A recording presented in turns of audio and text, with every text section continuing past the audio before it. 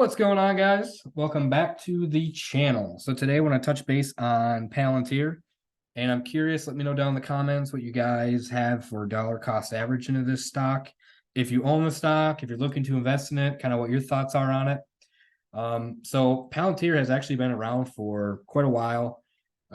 They recently went public in 2020, and at that point, they started publicly, I believe it was like around $10 range, a little less than that. And since then they've had they peaked at around $36-40, and then they have been kind of slowly dropping. So anyone who has held this when they first came out, it's probably still bag holding, to be honest. Now there's this big AI hype. There's a lot of AI development happening, which I'm sure you see in the stock market, like Meta, Nvidia, a lot of these tech-based companies have really, had a great year. So there's a lot of speculation. Well, what's the relevance with AI, or excuse me, with Palantir? Is it just AI hype? What do they actually bring to the table? So I want to kind of touch base a little bit on that, and also the importance of kind of doing your due diligence with any stock. And when you guys read an article, to make sure you guys kind of fact check it a little bit and kind of figure out where they're getting some of their numbers from. So at that, let's dive into it here. So over the course of 6 months, we are up over 130%. And if we look back to when the stock kind of first came out, so again, it had kind of opened at around the $9 to $10 range. It had peaked right around $37, and ever since then it had kind of slowly been dropping until all-time lows around $6. Now since then it has rebounded nicely. We're currently trading at $16.40. And I was fortunate enough to get into this around the $8 mark. So I have so far doubled my investment at this point. And now it's well, what do we do now? Do we invest more? Do we take our profits and run? Do we try de-leveraging some of our risk and sell a portion of our shares?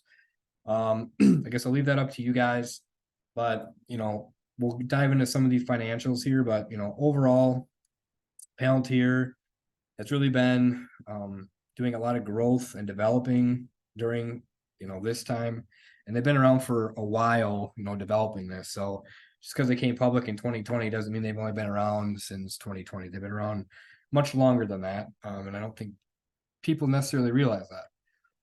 Now, I did find a news article which thought was good. Kind of summarizes the stock at its current to date, basically, and kind of where it's at, where it's going, and kind of some of the big news that has come up in the past week here. So the first thing that had come up is that Palantir had actually collaborated now with Carahsoft Technology, and basically utilizing and helping develop their Apollo platform. And they've also partnered with Air Matrix, which is more or less Palantir to help enhance their airspace security. And overall, whether you think the stock is overvalued, undervalued, Palantir right now has zero debt with about 80% gross margin, a $2.9 billion cash reserve, and their projected earnings growth of 55.4%. Now, yes, this is what a lot of analysts and people are expecting, which would be great. I'm not necessarily buying 55%, but we'll see. So that's kind of one of these areas here where this thing has really blown up, and a lot of tech stocks have. That is it really realistic to think that these stocks are going to continue to grow 20, 30, 40, 50+% year over year? Probably not the case, right? In the short term, possibly. But when I look at valuing a stock, I really look to hold stocks long term for the most case. And I might try buying positions or doing like options trading in a short term to just overall build my long-term position. But that's something you guys have to make the determination to, is how long you guys are willing to hold on to a stock and what your goals are overall. So if you guys are, expecting to buy this thing and you're like, yeah, this is great, and expect it to just run at 55% for years to come. It's probably not the case, and it's something you guys are going to want to look into before you would invest in it. So they did, pull up this chart here. They referenced this chart that, current price, yep, $16.74 at the time of this article. And they're estimating this, fair value at $24.04 a share. Now, they are referencing the discounted cash flow model, and that's how they're developing this $24. Now, I did my own discount model, which I'll get into later at the video. If you guys want to stick around and see that. My opinion, I think that fair value is, I won't say it's far-fetched, but it's you're definitely utilizing a lot of very optimistic assumptions to get that number.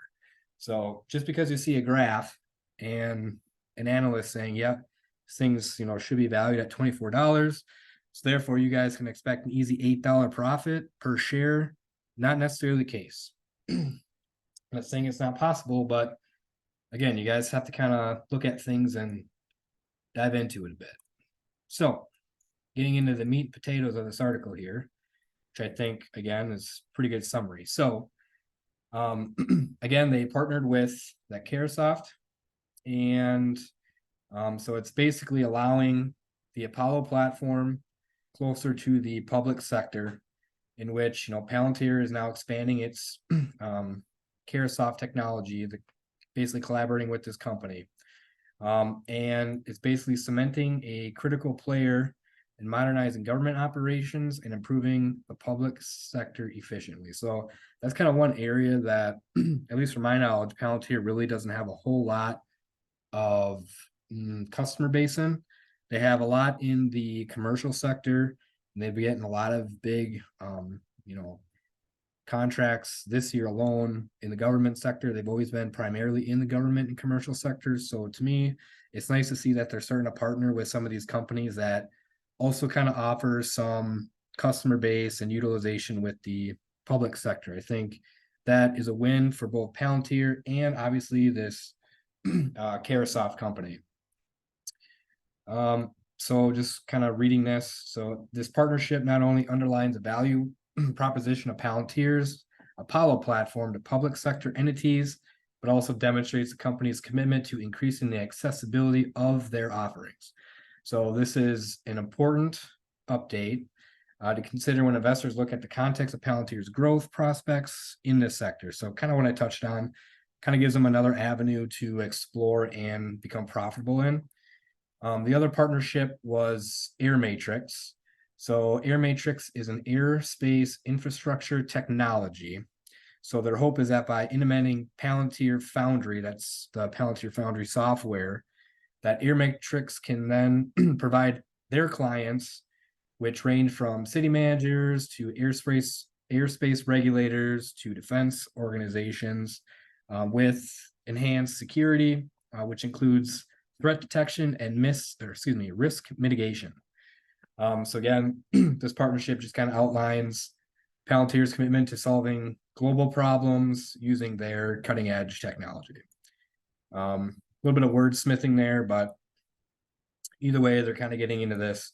The other aspect that I thought was kind of cool about this Air Matrix is that they actually have quite a bit into drone technology, which is kind of like a new upcoming thing too in a lot of sectors. So I know, like, even in construction, drones are becoming kind of a new tool and topic as well. So again, the collaboration with Air Matrix, kind of helps now Palantir play into drone operations, airspace regulation, and security. So that can expand their client base into those avenues as well, which again are kind of up and growing too.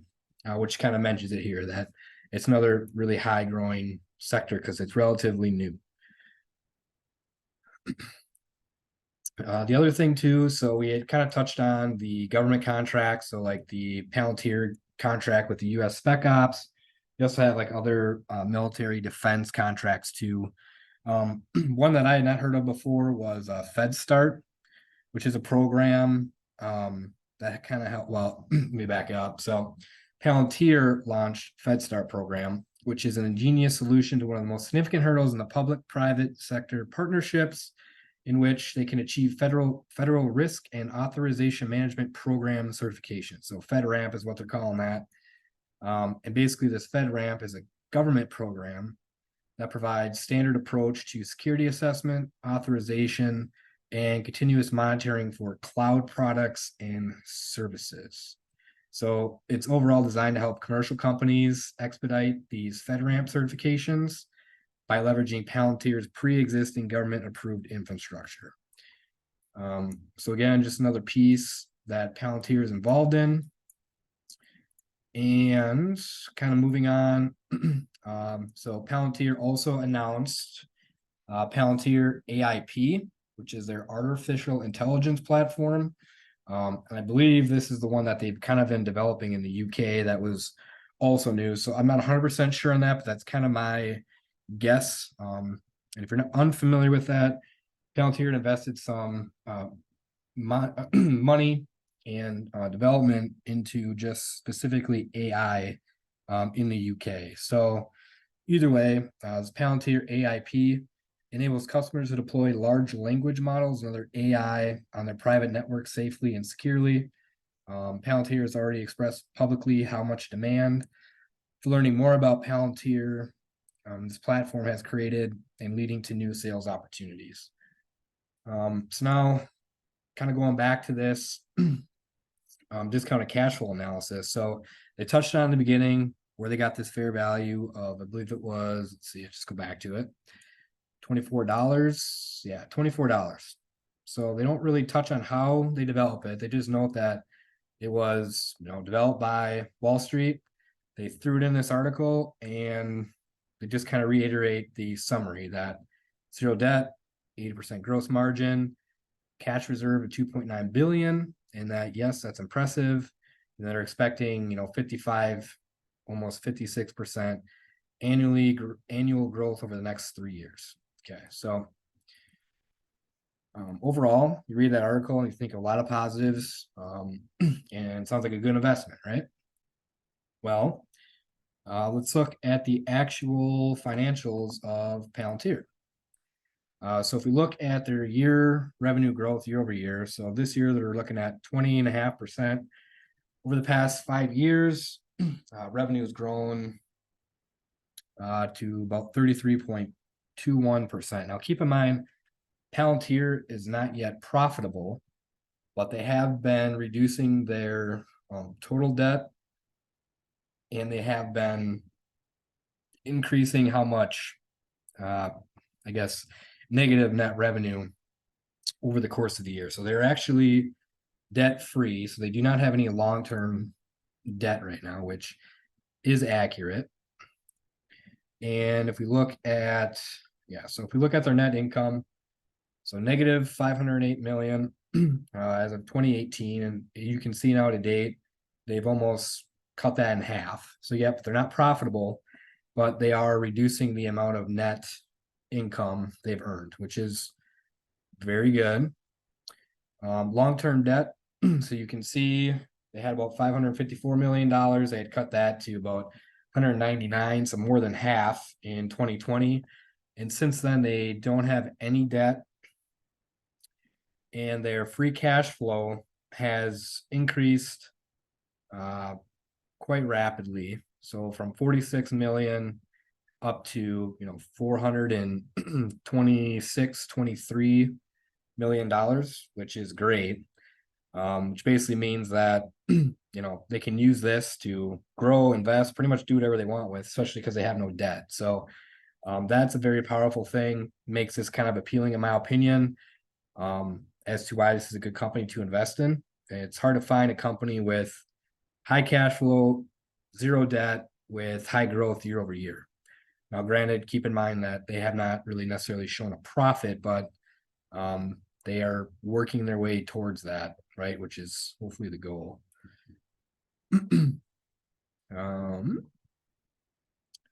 And if we look at even, their EBITDA, again, that has been slowly decreasing from a high negative value to again, a marginal negative value. So overall, pretty good. This company does not provide any dividends, and I don't think, at least as of right now, they don't plan to.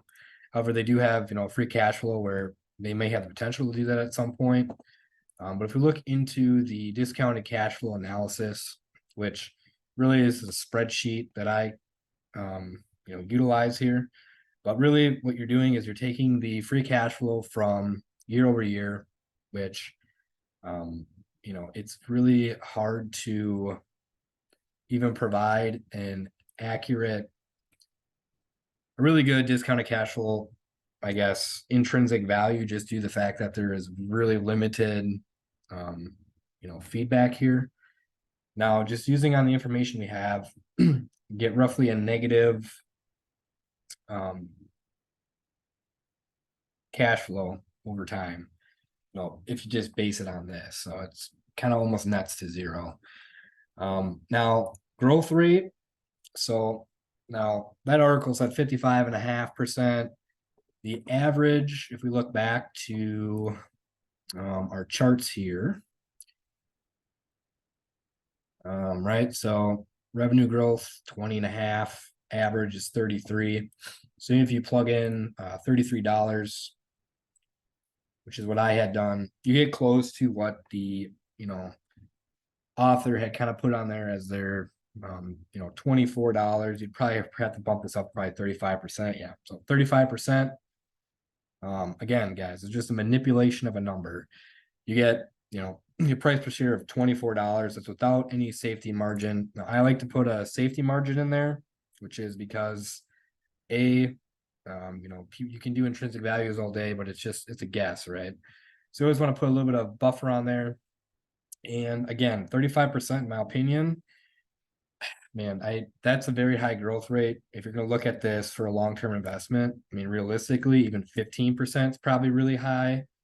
But even at 15%, your intrinsic value, you're looking at $7. And if you put any type of margin on there, you put 10%. Safety margin, you're looking anywhere between $6 to $7. Which again might seem low. And again, it's relatively not a lot of data to go on. So yes, they do come up with a $24, fair value, but you'd have to assume that it's going to basically maintain a 35% growth rate year over year, which in the short term, possible. Not saying it's not true. I hopefully for sure think, or want Palantir to continue to grow. If we look at Wall Street here and their targets, so even Wall Street has their average price target of $10.15. So that's a little closer to the discounted cash flow value that I came up with. Now, I don't know when this was last updated. And if you look at their highs, they're even at $18, which I think is at this point low. The thing we want to keep an eye on coming up are going to be earnings, when the next earnings are going to be, which I thought was in August. Yeah, so August 7th is the next earnings call. And even on Palantir, or excuse me, on Robinhood, their fair value is $9. So something to keep out for, or watch out for, be mindful of. Now, in this next earnings call, the things I want to see would be, how their free cash flow is looking, what they've got for other investment opportunities, customer base. The past few earnings calls and interviews I've seen with Carp, he's been very, very optimistic, and a lot of talk how they have basically had more, interest, more customers coming to them to invest in their software, in the first quarter alone than they had from years prior. So he's basically, putting it on the table there that they've got a lot of interest and that they've got potential for huge growth. Now, how long is that going to last? We don't know. We also want to see, I want to see for sure anyway, some more profit if they can be profitable, or at least, where they're thinking when they can start showing some profits as far as a, revenue standpoint. Because really before they become profitable, it can actually show a positive return on revenue. The stock really can't, it can go up a little bit, but it's really going to take another dive if we're in this another, 8-12 months and they still can't get any profit. So that's going to be a big hindrance on there, and something I definitely want to see in the future. So let me know what you guys think.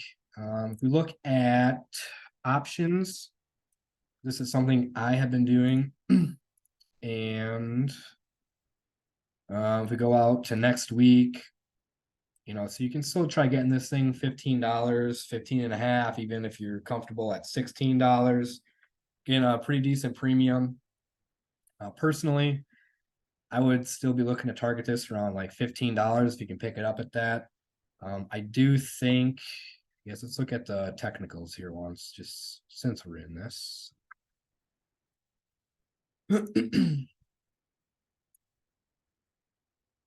So it was close to that $17 mark. We haven't quite got there. We're kind of flirting with it now again at the $16.40. $16.25 has kind of been our recent support. So we'll see what happens. I think that we could probably start pushing towards the $17. And my guess is we'll probably get another pullback. We definitely want to see it kind of start closing above the $17. But my guess is it's probably going to trade sideways until we get the earnings report. And depending on how the earnings report goes, you're either going to get a pullback with a nice upward trend, or you can get a pullback and then probably another pullback, which will probably be a good buying opportunity, depending on, again, kind of what that call is. But definitely something to look forward to. Definitely look at call options. I would just be, mindful of when that earnings call is. I would not put any options beyond that date unless you go, a couple weeks beyond it, because stocks get a little volatile during those earnings calls. So just again, something to keep in mind, guys. So hope you liked the video. Hit that like button. If you want to see more videos like this, hit the subscribe button. If you want to see or have suggestions for other videos, leave them down in the comments and I will try to review those as well. You guys have a good day. Thanks.